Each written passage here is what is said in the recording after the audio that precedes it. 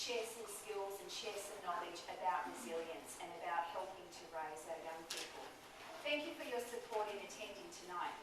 Keep checking back on both of our websites because we hope to release some information about another session that we'll be holding in term 4.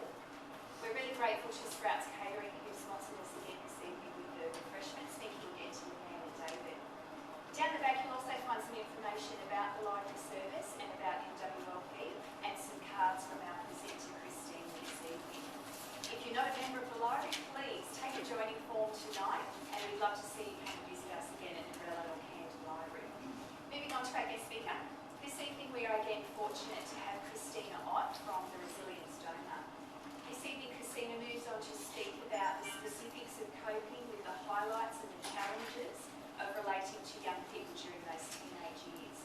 Christina encourages your participation throughout the workshop by asking and answering questions. Please join with me in welcoming Christina back to the Camden LGA. Thank you, Kim. Can I just get a quick show of hands, the number of people who came to the last workshop? Okay, so a few of you, but not all of you. The last time I was here, I talked about the Resilience Donut, which is actually a practical tool that parents, teachers, care workers can use to build resilience in young people. Today I'll be referring to that, but even if you haven't been to the previous talk, it doesn't actually matter, because I'm moving on from that to other tips about parenting that are more general, as opposed to just the practical models. But all the information about the practical model is in this book, and you can buy it online on the resiliencedonup.com.au. So if you are interested in the model specifically, then that's what I'd recommend. And if you weren't here last time, like I said, it doesn't really matter. Is that all right? So I work in private practice in Eastwood, and I work with children, teenagers, and families. And I have to say that my favorite population is working with teenagers. I find them challenging, stressful, exhilarating, exciting. It's that period of life where you're no longer a child, but you're almost an adult. And you almost need to make big decisions on your own. And parenting, I think, is one of the most incredible jobs that is on this planet. It's a powerful job. You are creating the minds of the next generation. That's why I like working with parents. We have so much opportunity to make a change to this world, just one child at a time. What are we doing with teenagers specifically? As you can see by the title, we're talking about teenagers, so I'm assuming all of you are parents of teenagers. Teenagers are no longer children, so we can't make the decisions for them. But they're also not adults, so we can't have a hands-off approach. They're that middle. They need the scaffolding. They need guidance without us telling them what to do. And what do we want out of our teenagers? We want them to become resilient young people, resilient adults. So can I just get a few words thrown out or sentences if you're brave enough? What is resilience? What do we understand to be coping? Okay. Working things out for themselves. Working things out for themselves. Yeah, beautiful. Bouncing back from disappointment. Bouncing back from disappointment. Not the absence of disappointment, but the bouncing back from it. Beautiful. How often, as parents, do you have that need to prevent the difficulties? Avoid the difficulties. No, don't go there. I've done that. It's a terrible mistake. They've got to make those mistakes so that they can bounce back. How are they going to learn to bounce unless they fall? Raising a teenager is often about letting go. But you love them, and you care about them, and you know they're about to get a really big bruise. Resilience is the happy knack of bungee jumping through the pitfalls of life. Andrew Fuller, Australian psychologist. Don't you love it how Australians really have that? You know, bungee jumping is very, lots of images. Love it. Resilience is the universal capacity which allows a person, group, or community to prevent, minimize, or overcome the damaging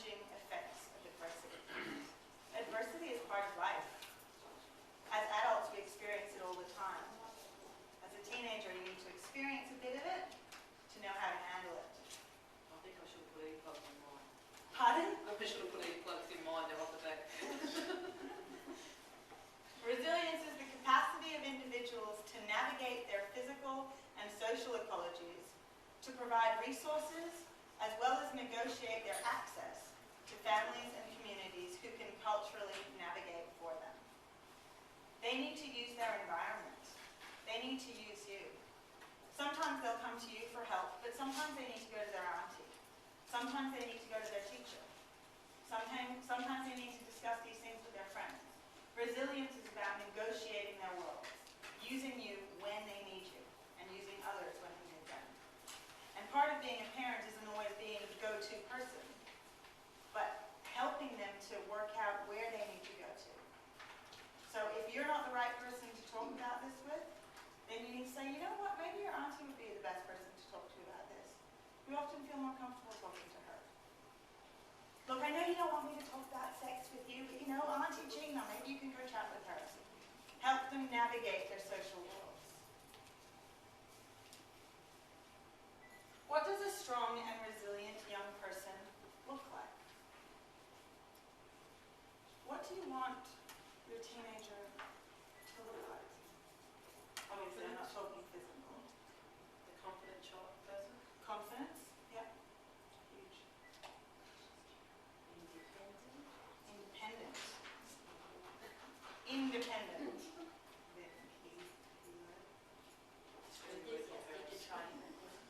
Enthusiastic to try new things. Yeah. Yeah. Differentiate. So having their own ideas about things, having their own sense of identity that's not necessarily the same as everyone else. Yeah. Appreciative of how they got there. Okay. Grateful. Yeah. Grateful. Grateful to their parents. Yes. Respectful to the parents. Grateful to their parents and respect. Yeah. That may not happen for a while. I'm not there. It's funny, you often notice the gratitude tends to come when the child is doing their own washing and cooking their own meals and cleaning their own houses. Oh, that's what mom did. Oh, that's what dad did. Patience. And I'm getting the, why do I have to do that now?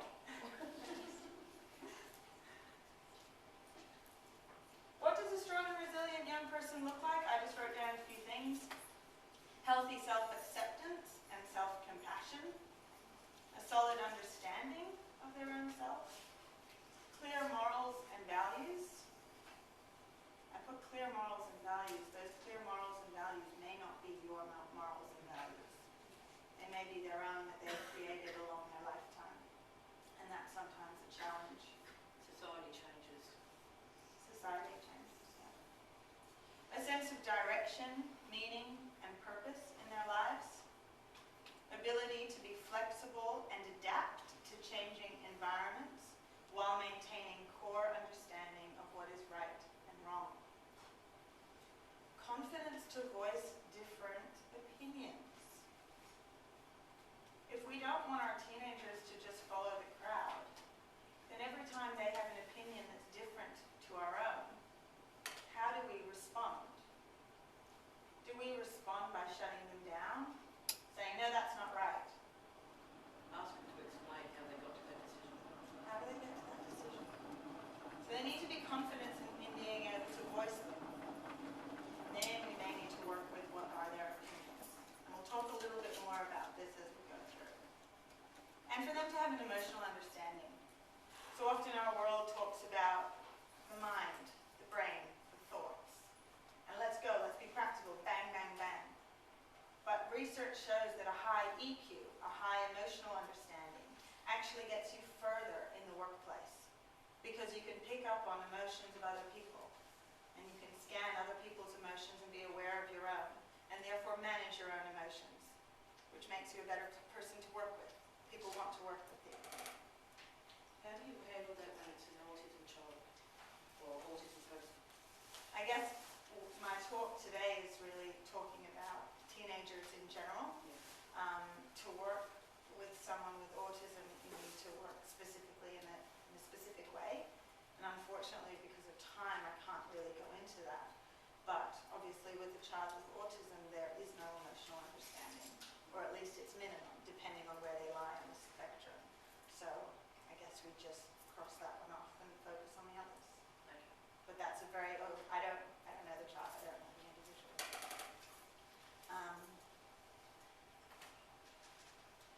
I just want to take the opportunity to say that what I'm presenting tonight is what majority of the current research shows.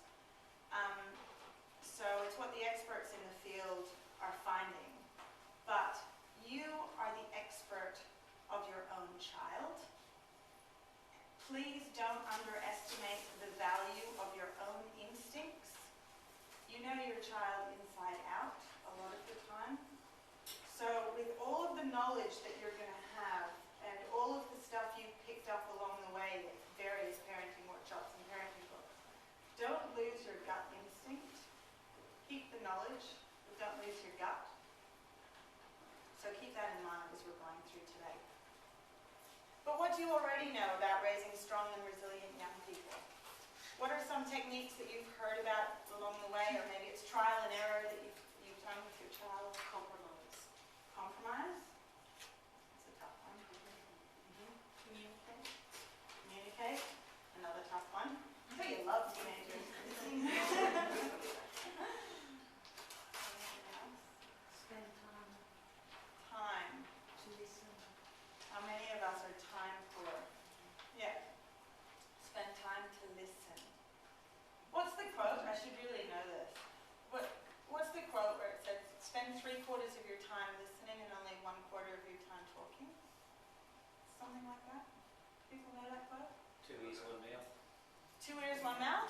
Yeah, that's the same, a different version of the same thing? Yeah, exactly. Anything else? How do we raise resilient young people? How do we help them bounce back? Sport, for example, lets them do something and lets them fail and lets them achieve without it really meaning a great deal. Allowing them to fail? Or you can go, you can fail, you can not win, yet years later when it's particularly squat, whether you won or not. At least you try it. I think involvement's pretty important too, like involvement in anything you do, whether it's involvement in cooking dinner or involvement in Yeah. taking the dogs for a walk or whatever it might be. They tend to talk more when they're active, like mine. Yeah. Yeah. Beautiful point. If you're raising boys, or if you're raising a girl who shuts down communicatively, activity, going for a walk, taking the dog for a walk, opens them up. It's incredible. I'm glad you brought that up. Yeah. And it's linked with the quality time as well. You're important to me, so I'm going to spend time with you. I'm going to do things with you. And I'm going to go and watch your soccer, even though you're in the D team and it's boring. Not that we tell them that. The resilience donut. That's what it looks like. And basically there are 7 external factors, so 7 factors in the child's world that can contribute to resilience. And those external factors make the internal factors grow. The internal factors, I have, I am, I can. I have brothers and sisters, I have a dad who comes to watch me play soccer. I am capable, I am loved, I am valued, I am important. I can read, I can write, I can play soccer. I can hold up a conversation where I have a different opinion to other people. I have, I am, I can. And these are the internal dialogue that we all have in our heads. How often we hear ourselves say, I haven't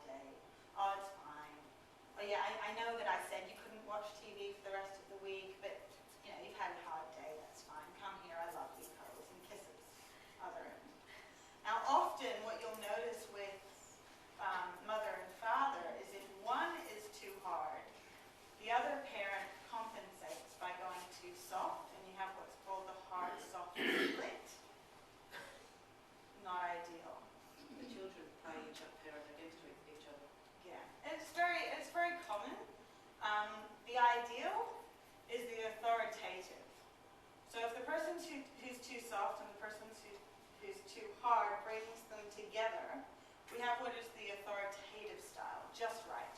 So there are clear boundaries, there are clear rules, there are consequences, and you do follow through, but the rules are flexible, negotiable, you can compromise.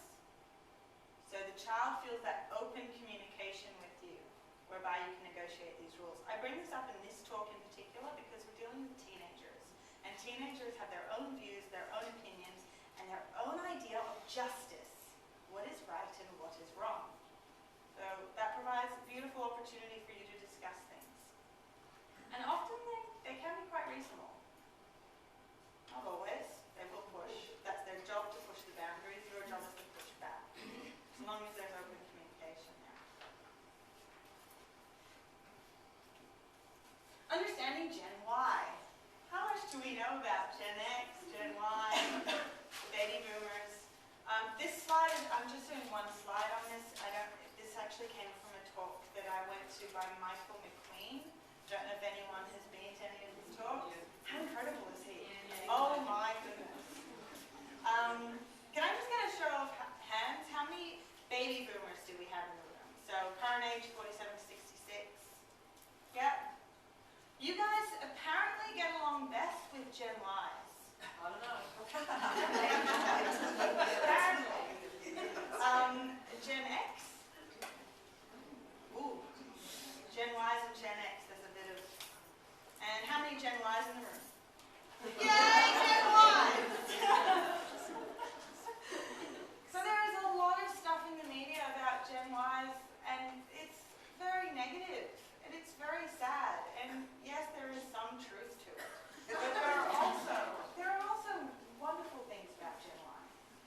Gen Y do not necessarily value position or authority for the sake of authority.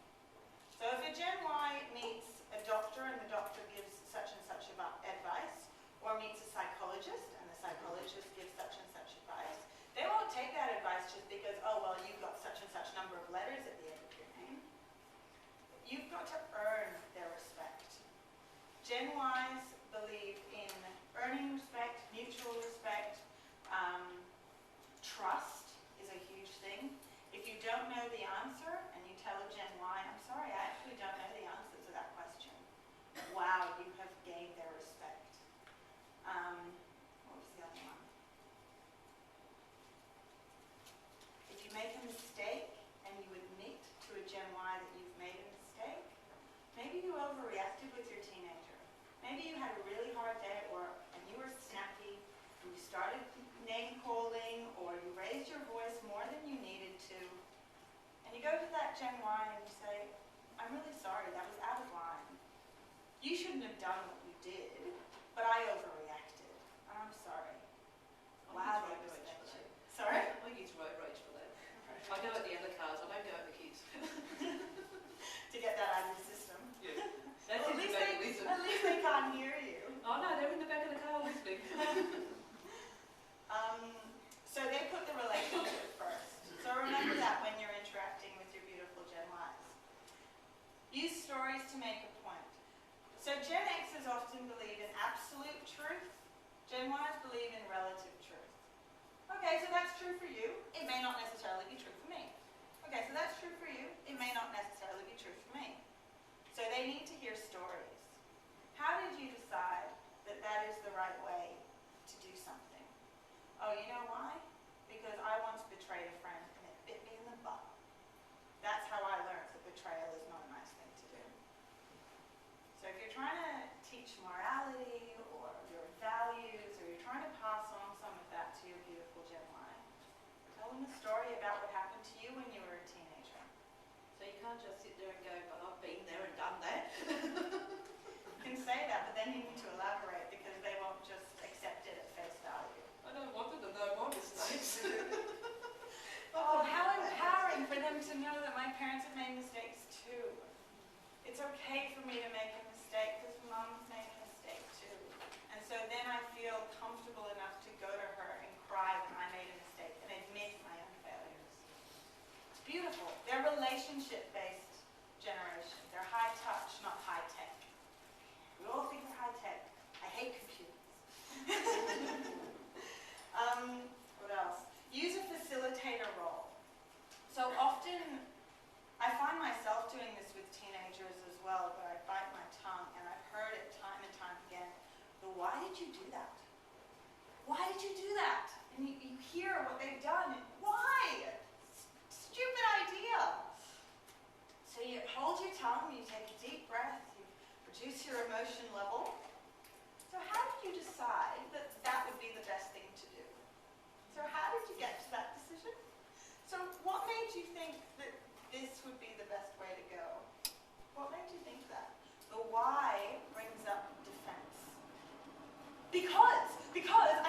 she would do blah, blah, blah, blah, blah, and then just get all fired, and what you had was a highly emotional relationship.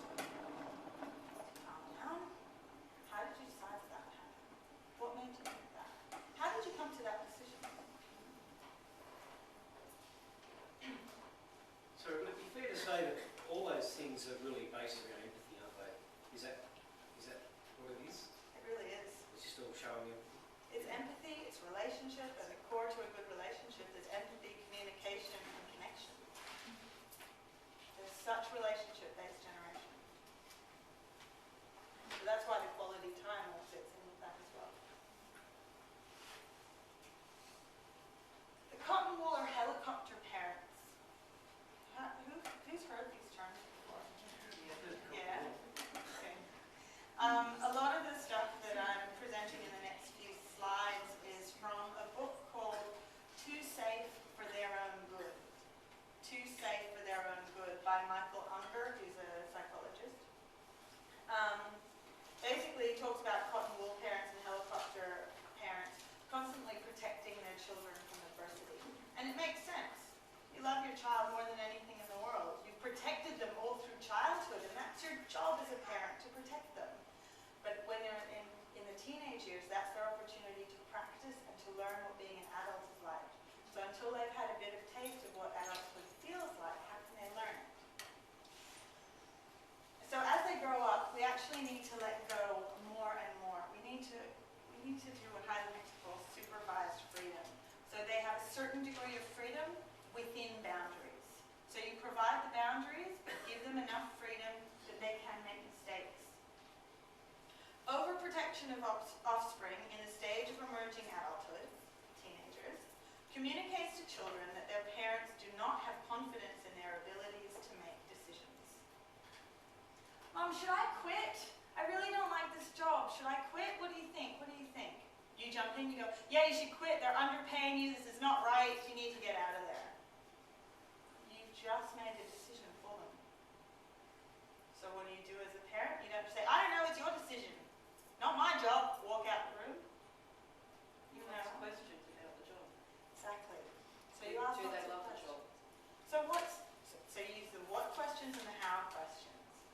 So what makes you feel as though you need to leave this job? So how will you know when it's the right time?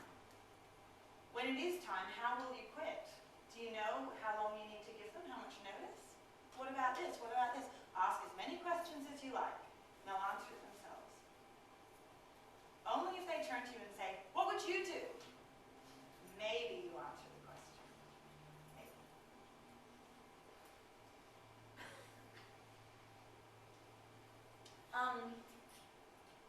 It's funny, I used to work as I'm lying. I used to own a Baker's Delight store when I was going through university. And I'd have to do the hiring and firing and managing of these teenagers. And often I would have parents coming up to me and saying, my child would like to quit, here is their resignation. Or I would have a parent coming up to me and saying, oh, my child's looking for a job, are you hiring? The parent would do everything, including call when the child couldn't work. Oh, my child's sick, sorry, I can't come in.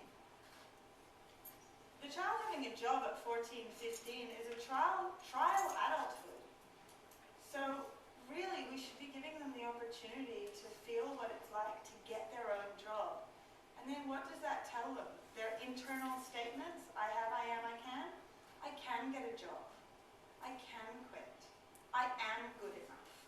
Not, oh, mom found me the job, or oh, dad quit for me, or... They'll try and do that because it's easier. As adults, we get scared. We want other people to do things for us because life is scary.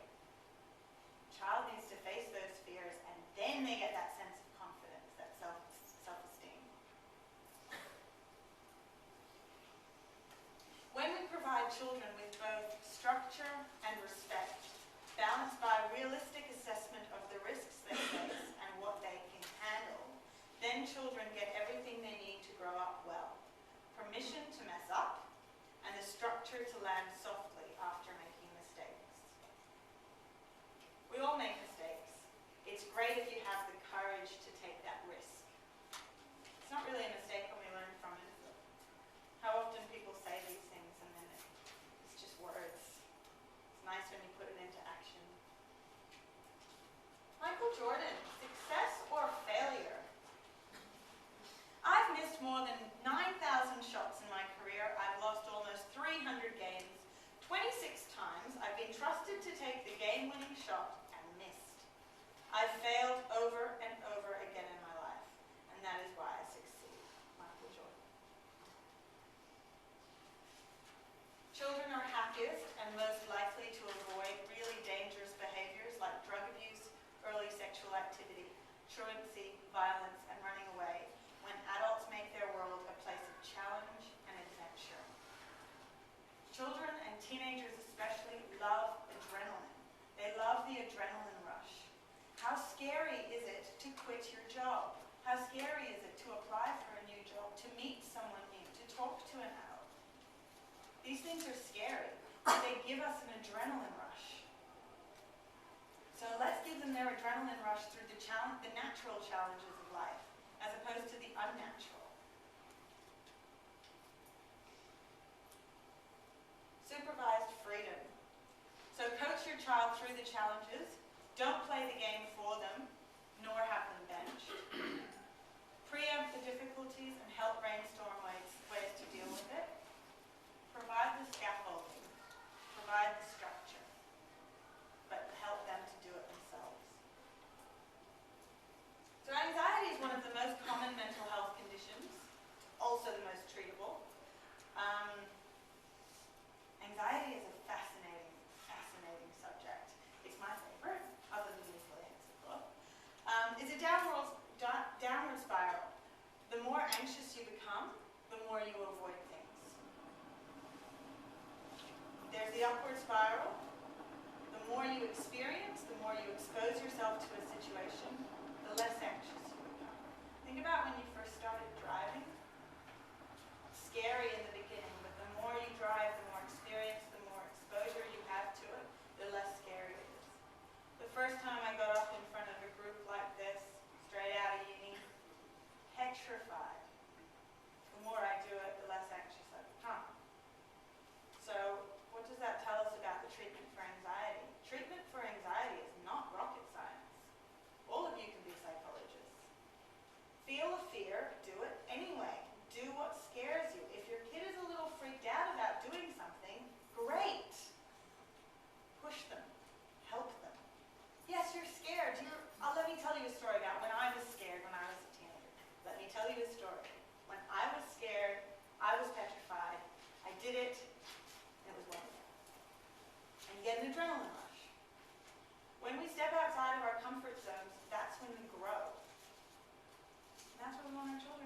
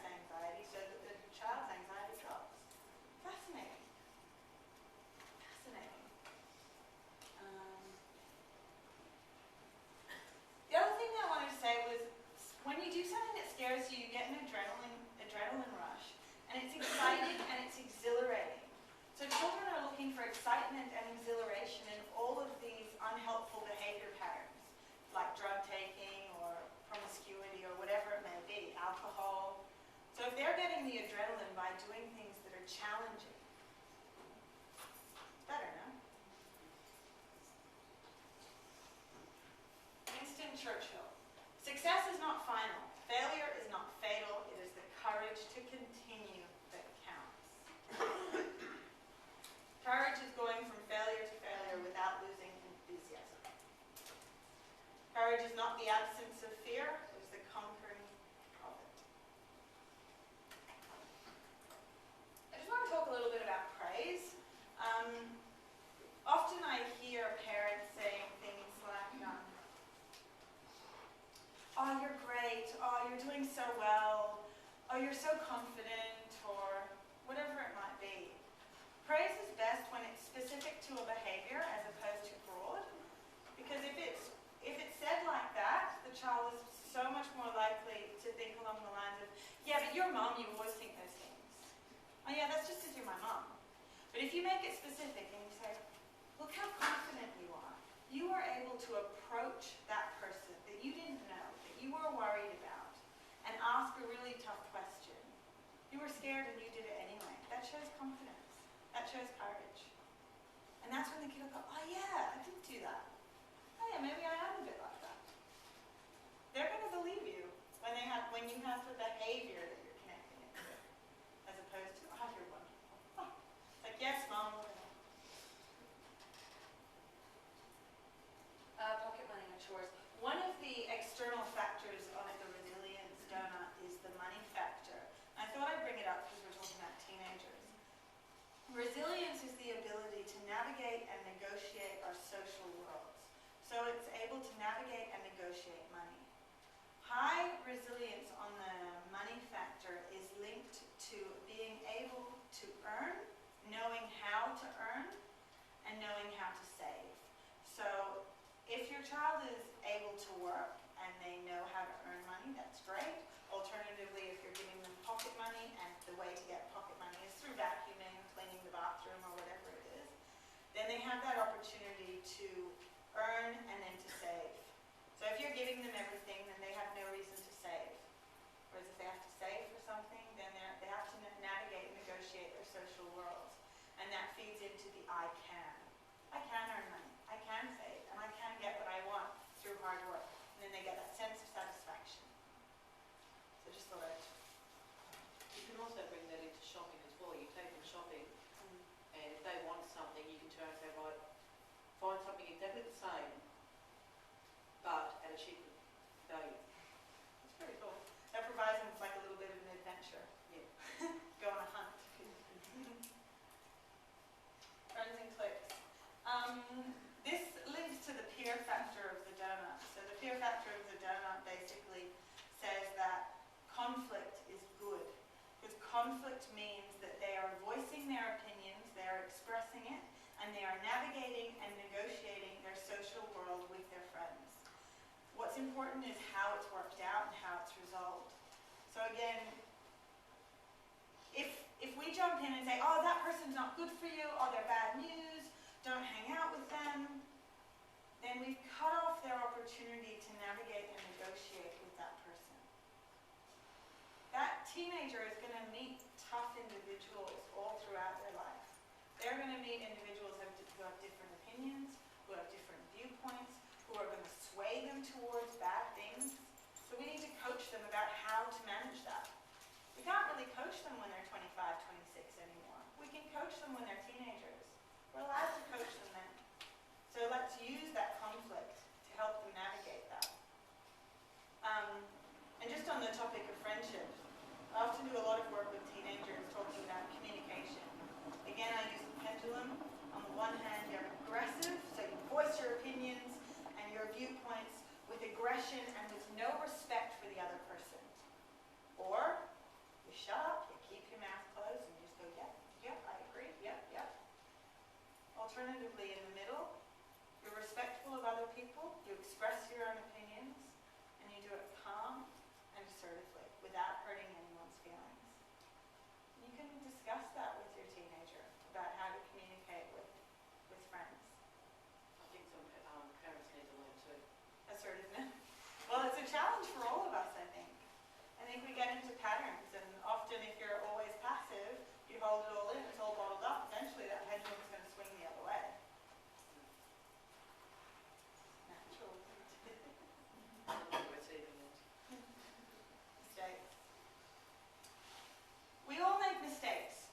As adults, we make mistakes. I make mistakes every day. I wish I didn't, but I do.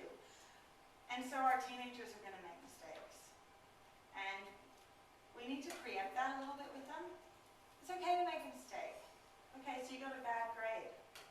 That's not great. You're not happy. I'm not particularly happy. What went wrong? What was it? What do you think it was? Oh, I don't know. I guess I just don't care about that subject.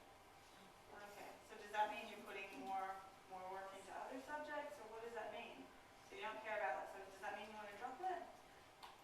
So why do you want to work hard in school again? Remind me. Oh, you want to be a doctor. And how do you think you're going to get there? Oh, I'm going to have to get better grades. Well, probably.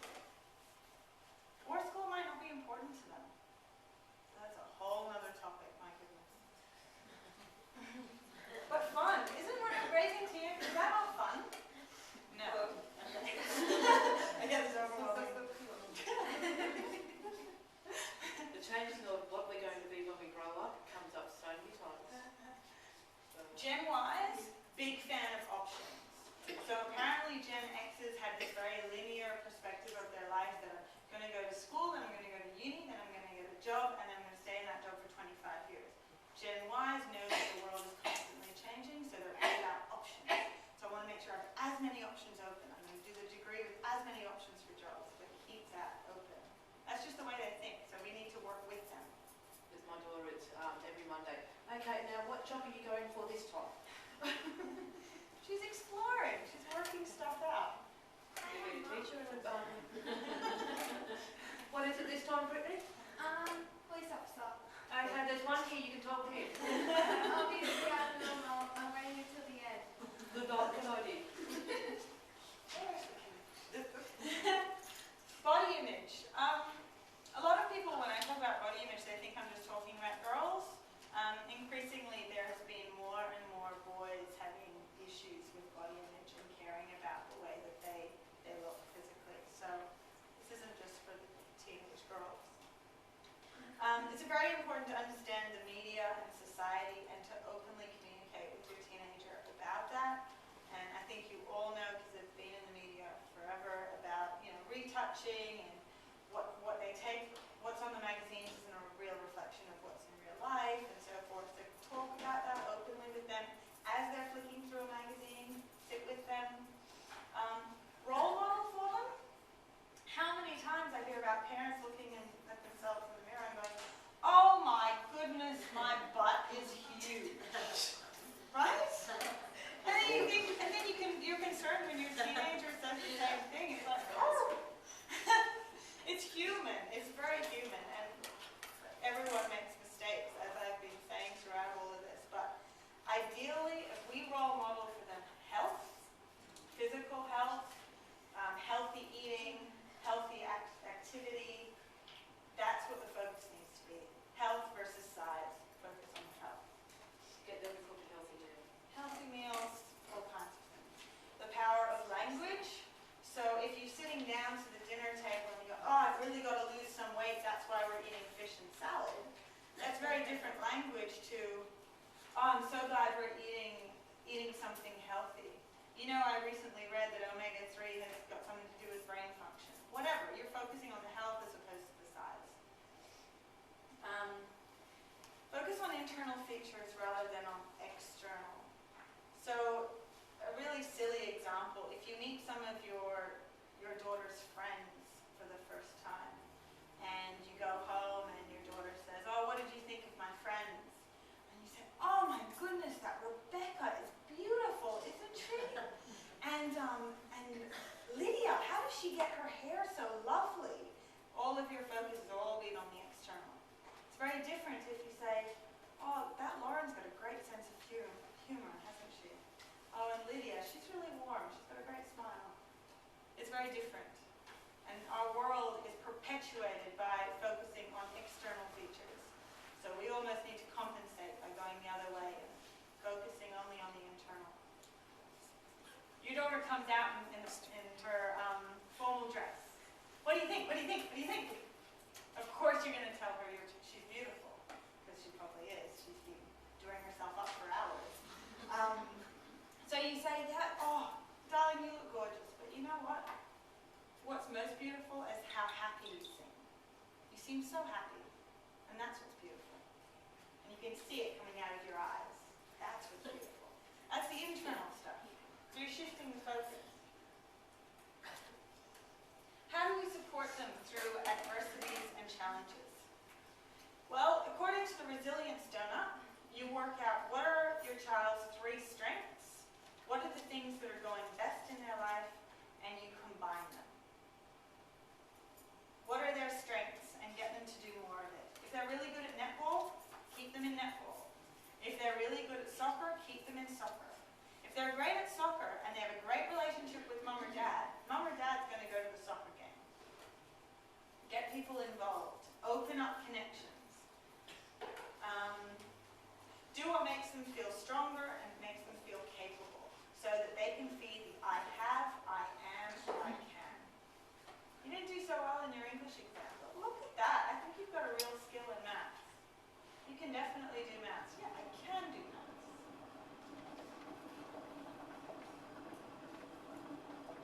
So, summary, keep adversities and challenges as part of their life. It certainly will be part of their adult life, so keep it in their teenage life as well. Reflect the language of emotion to label their feelings. Like I said in the beginning, a lot of the time it's up here, so we need to shift it to a bit down here as well. You seem really upset. You seem really angry. Is there something I can do to help you do that? Can I be there with you? Provide the scaffolding to help them through challenges. Ask lots of how questions and lots of what questions as well. Allow enough supervised freedom to explore their world and to find their place in it. They are exploring their world. They're trying to work out who they are. They're going to make lots of mistakes working out who they are. But they've got to find it. It's their lives. Encourage relational connections. So all through the donut they talk about people, people, people.